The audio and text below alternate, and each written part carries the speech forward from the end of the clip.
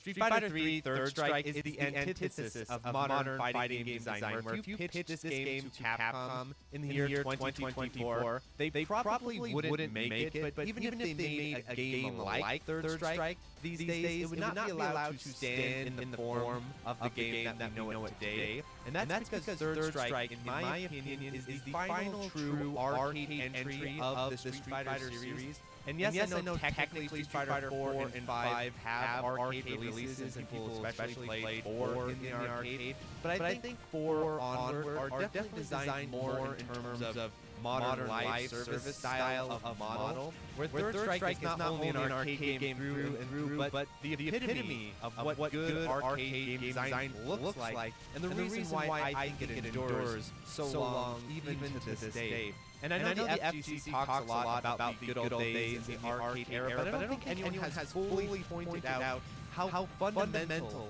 of a difference building a game for the arcade was versus building a game in the modern context that we know today. And it goes way beyond just patching and character balance. And so I wanted to point out a really simple but fundamental difference between what Third Strike was trying to do versus what something like Street Fighter 6 is trying to do. And so if we look back on the arcade era of Capcom's fighting games, you'll notice an interesting phenomenon, which is that between the arcade era games, so Street Fighter 2, we won't talk about Street Fighter 1, so Street Fighter 2, Street Fighter Alpha, and Street Fighter 3, a lot of people have commented over the years that it is crazy how fundamentally different these games are from one another. They take radical shifts with the Street Fighter formula each time around. They try to make the games play significantly differently. Whereas if you look at Street Fighter 4, 5, 6, and a lot of modern fighting games, they tend to have more iterative,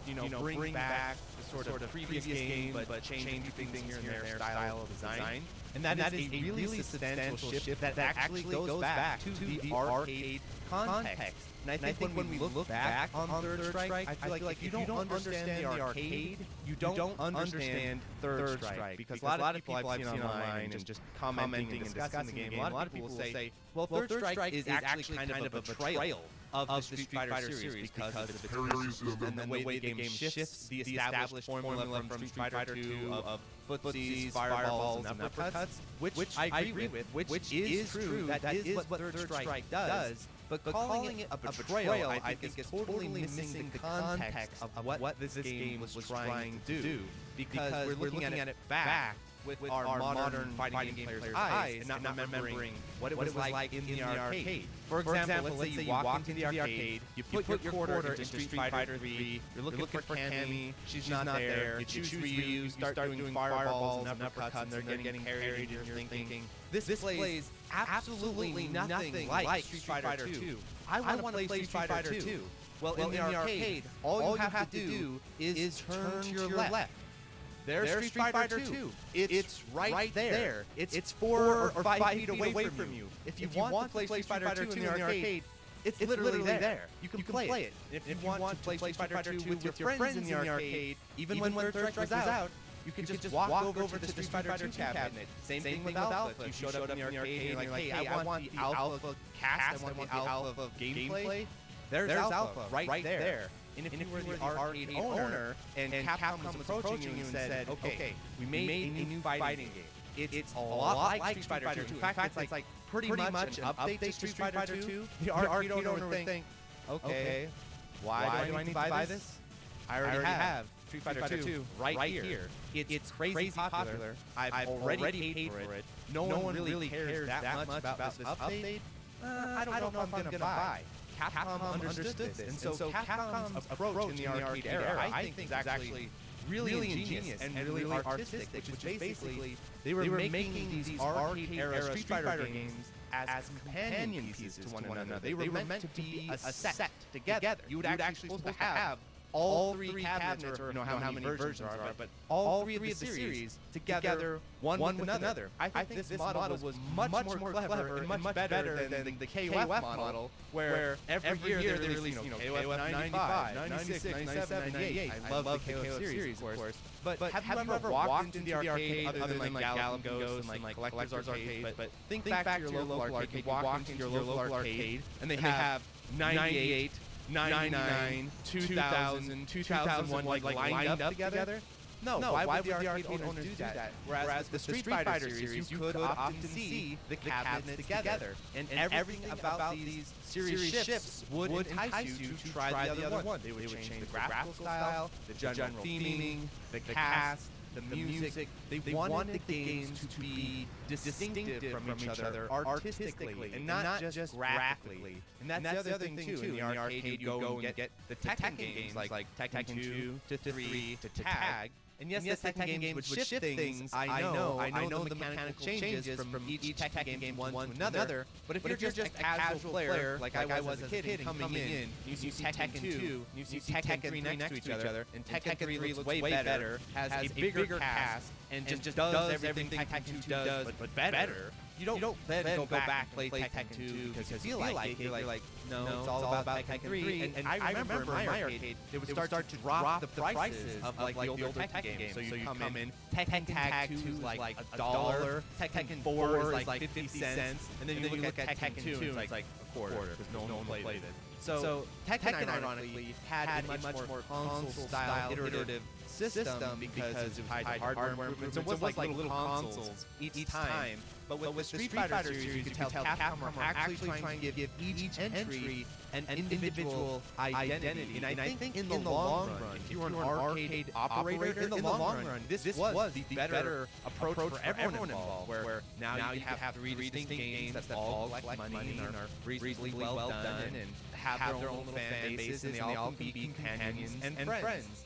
And why this matters, and yes, it matters a lot, is because it allowed for a lot more creative freedom and risk-taking between each entry in the series, where if the outright goal of each version of the game is to create a new, unique vision of each entry in the series, you can see how we get to something like Third Strike, where if they didn't have this arcade context, if they didn't have this arcade goal of making each entry stand alone, then these guys would be right. They would say, oh, Third Strike is a betrayal in the series, it's a black sheep in the series. But that's not the case at all. Third Strike is a genuine progression of the classic Street Fighter formula.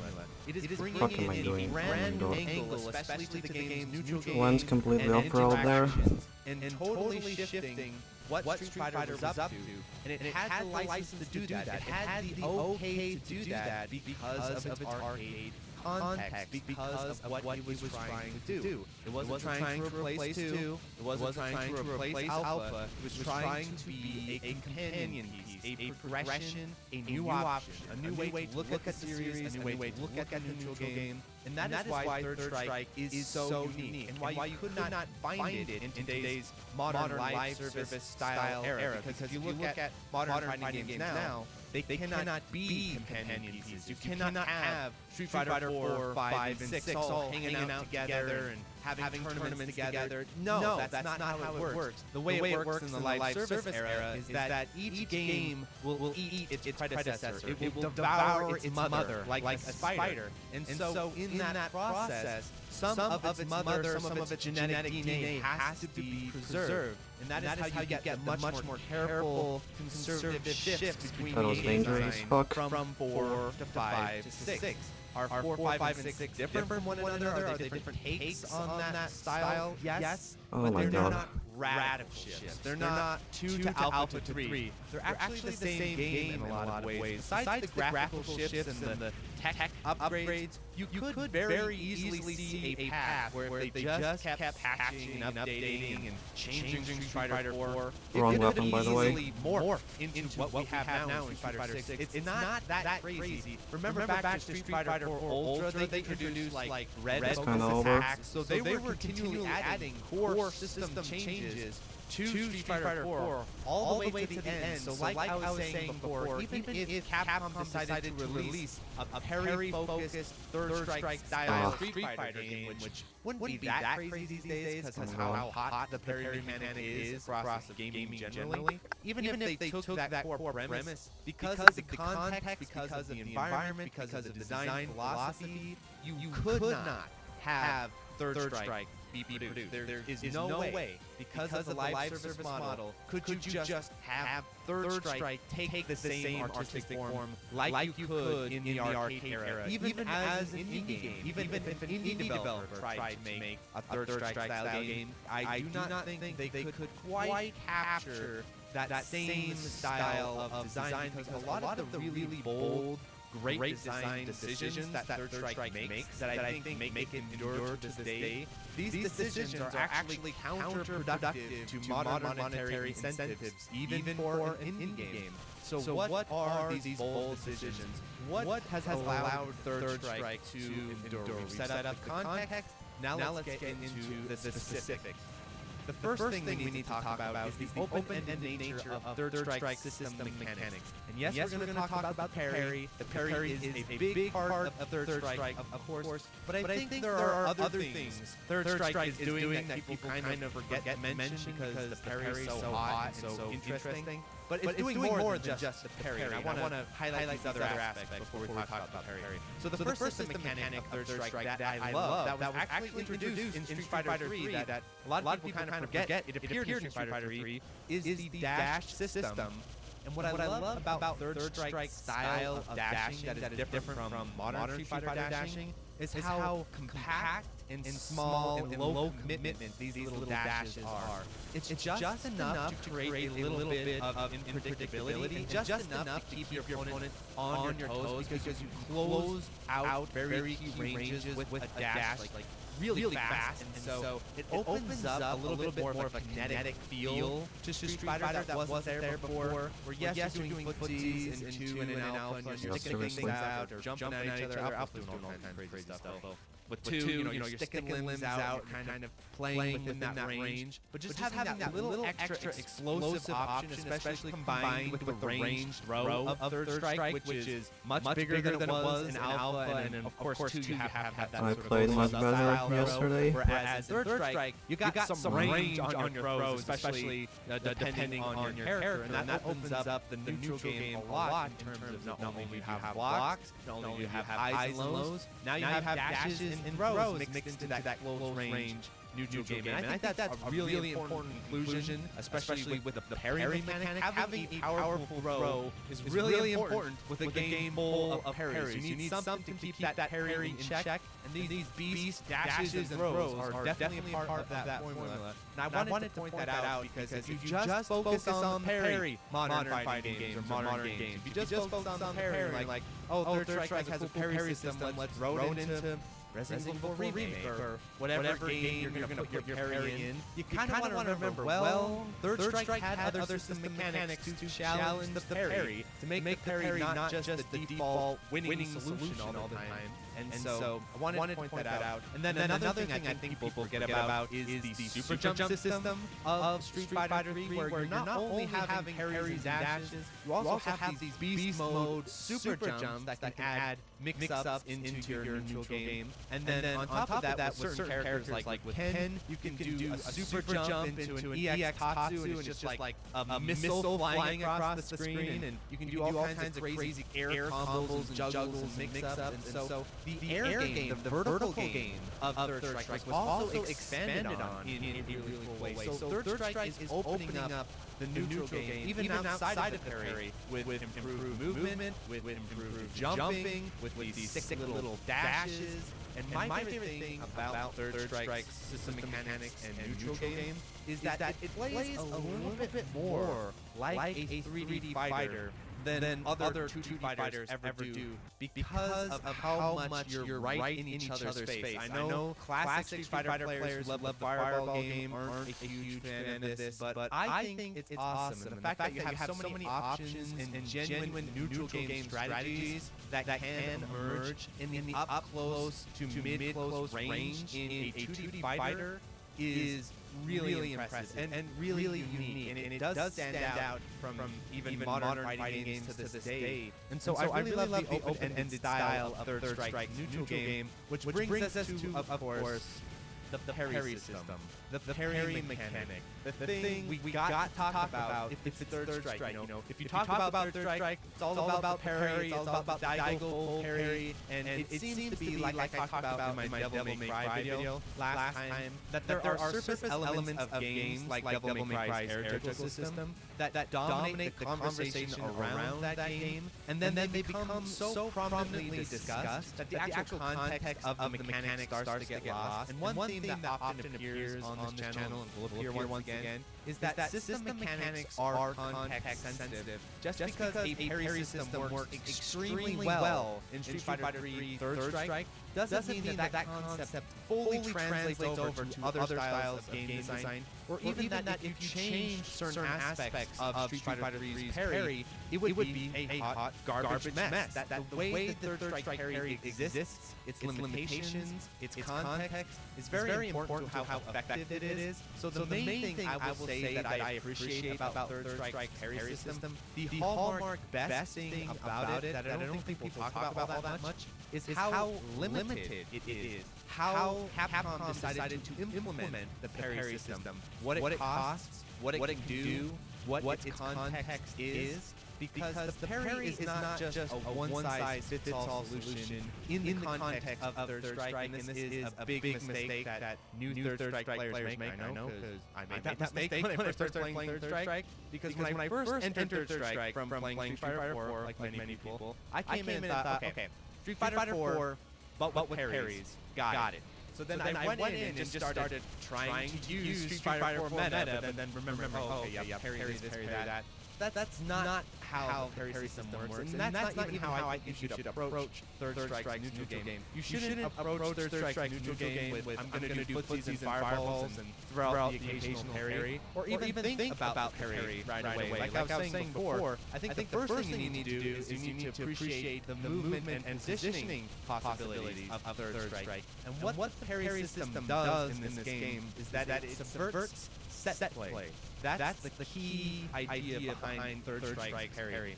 Like if you're playing someone who just insists on doing the safe string every time, they just have to do it, it's just built into their hands. Every time they do a low-medium kick, they're going to throw that fireball. I might know someone like this when I play Street Fighter 4. Every single time they're going to do that. At some point, you'll be like, no, I'm tired of this. So then they do the low forward and you parry the fireball. That's the idea. The concept of the parry is to allow both players the freedom and agency to shut down rote, repeated gameplay exchanges and sequences. And the fact that both players can do this is what makes Third Strike so interesting, because it creates this whole meta on a meta, infinitely extending possibility space. Fighting game players like to call these Yomi layers, but in the case of Third Strike, because the possibility space is so vast, and because there is so much going on in terms of the open-ended movement and exchange of moves, it actually stops being as intellectual as I think people like to describe it, where in a lot of exchanges in Third Strike, the players aren't sitting down and like pre-calculating 50 moves ahead, and doing these sort of chess-like solutions. I think the better analogy is that Third Strike's Yomi layer is much more instinctive and reactive, because it's impossible to pre-compute everything that's going to happen, and just when you think you know exactly what's going to happen, some random parry appears, or they do something you would have never expected. Because it's so complex and so amorphous how the neutral game works, you're mostly playing by kind of vague understandings of situations, vague familiarity with sequences, but always staying right there on the tip of your toes, ready to react. If Street Fighter 2 is classical music with structure and rhythm, then Third Strike is freeform jazz. And I do not think it's a coincidence that Third Strike uses jazz in its soundtrack. I think Capcom were very aware of what they were doing, not only in the game design, but also in the presentation of that game design. So yes, in terms of the parry system, it is very famously open-ended, but it's also limited in a very important way, because in order to successfully parry, you need to fulfill a good amount of criteria. The first bit is, of course, the timing element, the technical hitting the forward input at the right moment, which of course is what stands out about the parry system when you first start playing the game and what you are mostly concentrating on at first. But the funny thing is that the more familiar you become with third strike and the enemy attacks and the game's neutral game, the technical limitations of the parry become rather modest. It's actually not that hard to full parry Chun-Li's super or to full parry things if you have the knowledge of how they work, when the attack has the windows and everything like that. With knowledge that the technical limitations of the parry really aren't that strict, at least with the normal parry. Red parry, we'll talk about in a second, because that's more technical, but in terms of technically nailing the parry, that's not that demanding of an input. I love the way it's balanced, because it's technical enough that you need to know what you're doing, you need to be reacting, but it's lenient enough that what it's really testing is knowledge. And that brings us to the second limitation on the parry, which is its high-low distinction. If you haven't played third strike before, you may not know this, but there are two different parries. You need to either parry high or parry low, and you need to get that right. Why does this distinction matter? Because like I said, it goes back to understanding context, it goes back to understanding the neutral game, where you need to know, oh, they're going to do a low here, they're going to do a high here. There's not a technical difference for this distinction, it's a knowledge check. It's a situational limitation to prevent that sort of overwhelming, well, I'll parry here and it's going to cover three different options. It's a way to break up that parry into being much more specific and much more risky, because maybe you go for the parry and you're right, but you get the wrong height. It's a standing, you went for a low, or you went for a low and it's an overhead. So the fact that the parry is limited by having to know whether it's going to be a high or a low, and then the timing really changes the way the parry in third strike works compared to modern action games. Whereas in Resident Evil 4 Remake, all you need to know is that the attack is coming. There's no extra spacing, context, situational awareness required. And then the final thing I love about third strike parry system is that it is a core mechanic that is not artificially limited. You don't need meter to do a parry, and there aren't special armor moves or crap like that can prevent the parry. If you have a hitbox, it can be parried. Throws can't be parried because they're throws, but any regular attack hitbox of any kind can get parried. That's why Daigo doing the full parry on the super is wild, because what other developers like, you want to parry a multi-hit super? Sure, go ahead. Give it a try. It's not going to be easy, but it is possible. And this is what makes the parry system of Third Strike feel so classic in terms of game design. Because rather than making this cool system mechanic, but then only allowing it to be used in developer-supervised areas, instead what Third Strike does is makes the mechanic, gives it strong natural limitations, and then says, all right, players, you figure it out. Have fun, and that's so indicative of Third Strike's overall approach.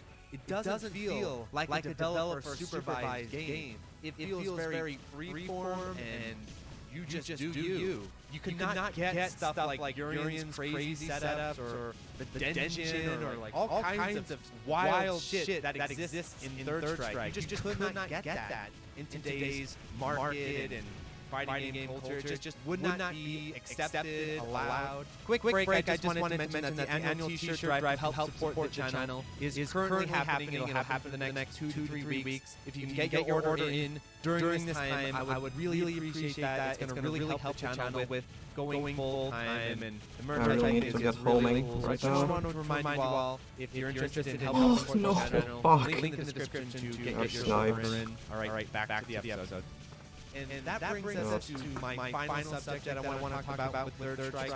And perhaps the biggest reason why you have to spend all your bombs to fucking recover in this game. So to cover it, we have, of course, the bold arcade design philosophy, which does not exist in the live service era. Then it has the open freeform system mechanics, which cannot exist in the esports era. And then finally, it is unbalanced, but in the right way. And what I mean is that the concept of game balance is a much larger discussion than simply if all the characters are equally good. And that is a defense here about modern fighting games all the time, that modern fighting games are more balanced than ever, and much more balanced than those old arcade fighting games. And that usually means in the sense of every character is about as equally good to one another. But by that metric, here is the ultimate balanced game. A game with one character. There's no beating that level of balance, or what we often see, a bunch of characters, but they're all about the same. You know, they have some surface level differences, but in the end, a lot of them play pretty much the same. They have the same basic structure, formula, style, strength. I hope I didn't mess this up. There is like some minor variation here, I really need that but extend. nothing too drastic or complex. Especially in today's live service era, because if you look at fighting game tasks, not only are they homogenized in a lot of ways, but they're also ever expanding, because it turns out releasing new characters is a great monetization model. It's a way to keep your game alive, relevant. You know, okay, this season we're releasing new characters. This season we're releasing new characters. Oh my god, I almost died there. Fighting game with usually a reasonable cast size. But by the end of its lifespan, it's just this massive mosh pit of characters. And yet, the games are more balanced than ever. These are the most balanced games of all time, despite having 50, 40, like quadruple the size of cast of a lot of arcade fighting games. How exactly is that possible? Well, for one, I think the balance of modern fighting games is overstated. It's just the fact that the unbalanced elements of modern fighting games tend to only emerge near the end of their lifespan, when the developers stop hitting the game with a hammer and constantly patching anything that might be a little bit too good. And then by the end, thinking like Street Fighter 4 with like Raiden healing, you find the broken stuff, but the game's gonna die anyway. Give you shit. I was so close to dying. One thing is that I think the balance of modern fighting games, even when they are homogenized in a lot of ways, is overstated.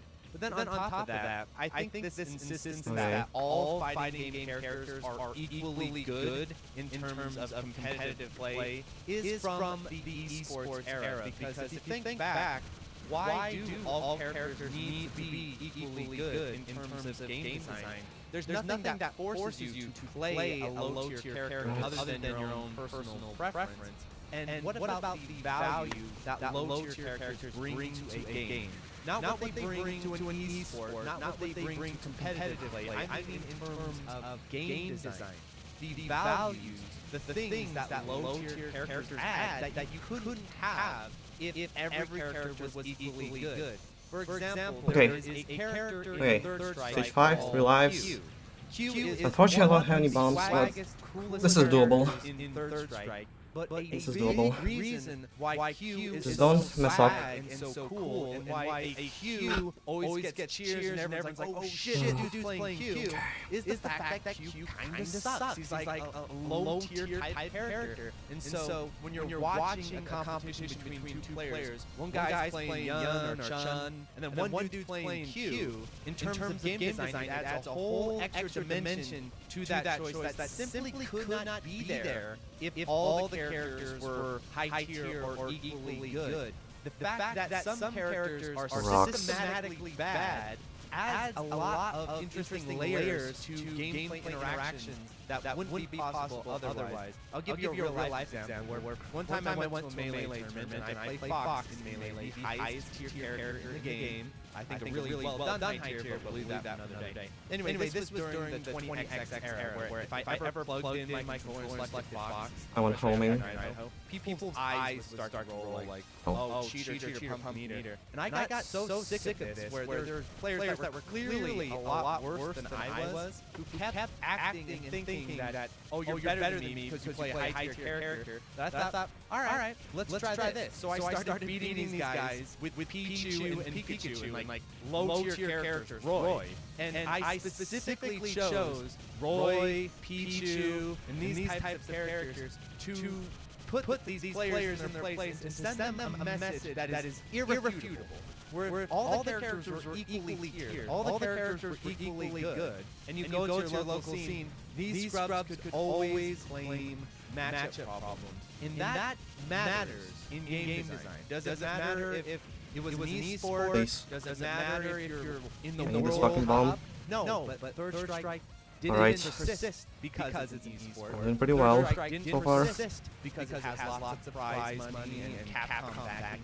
It persists I need 2 bombs because it's an for the engaging, second half of the stage. game. And so having a more rigid tier system going on adds a lot of dimension to the game. Okay, over don't time, mess up this especially fucking easy because of save how spot. deep and skill-based This Third is Strike ironically the system scariest thing are. in this game, Once I was because the playing save against a spot guy is really I easy, on Fight but I'm really and the scared of skill messing it up. difference between myself and this It is guy stay was in the so middle. extreme that not only was he beating me with low-tier characters and my own character, and I play Ken, he's top-tier character, but he literally just rotated Okay, the entire the cast last one slot at a time cycle against of this me. thing. And the fact that he's able Okay. to do that with some Okay, bad okay. matchups against my Ken Then you was go right. completely meaningless. I hadn't even entered his domain God. of skill where tiers, character differences, none of that Then even go left. matters. And that's what's special about Third Strike, where if you sit down and you say, well, I'm not going to play Third Strike because Oh my God. Yun, and Ken are really top tier, you're not even in the ballpark to worry about tiers at this point. And in fact, playing some weird low-ish tier character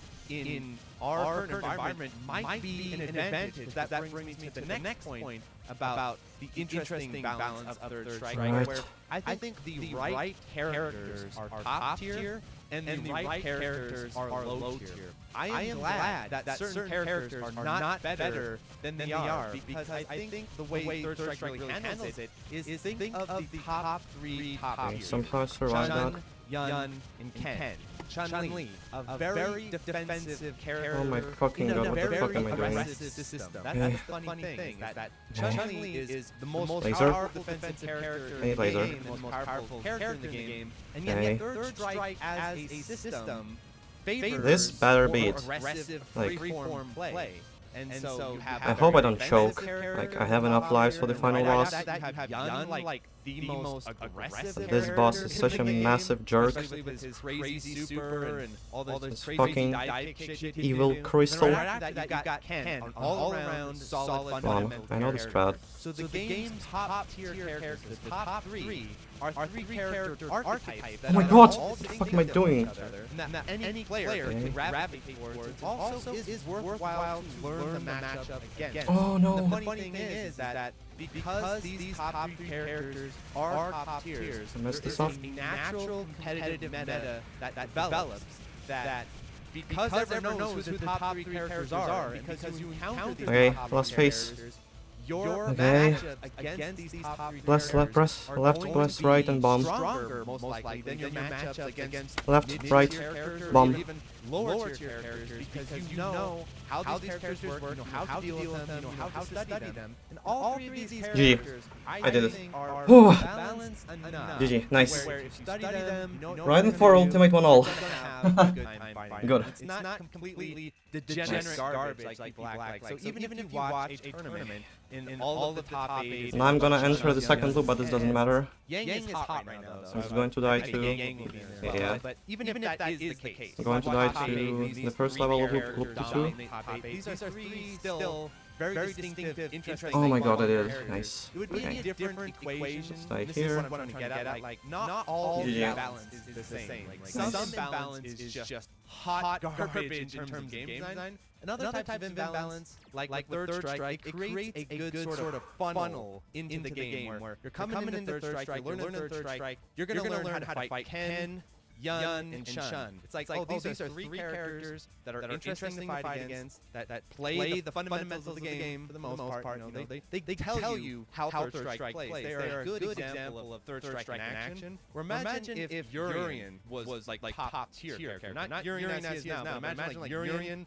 really powerful with like just unstoppable, unblockable setups. He already has unblockable setups, but imagine if he had like amazing neutral game and like I'm so glad I did it. amazing character, and then also had these crazy ass unblockable shield setup. The fact that Urian kind of sucks Cool. is really good. Because if this guy was top tier, it would be a whole different situation coming into the game. And I think that's something to keep in mind. Like the more degenerate a game character's playstyle is, probably the better it is that it's lower tier. Even like Ryu's dungeon. Imagine if Ryu was the best character in the game and he had to deal with unblockable dungeons all the time. The fact that some characters in Third Strike have straight up unblockable setups, I'm done and for yet today. they are not top tier characters, is wild. Imagine